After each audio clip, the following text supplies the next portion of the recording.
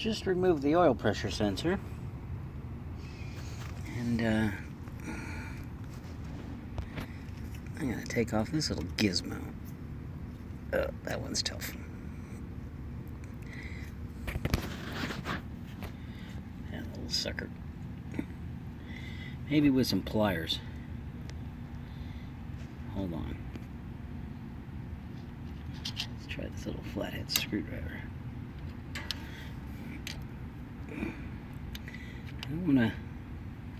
I don't want to bend this housing.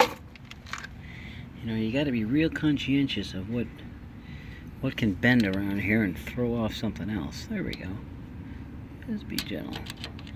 You don't have to be in a rush. There we go. That might be enough. Ugh. Yeah, I need to buy another one of those. That's pretty trashed.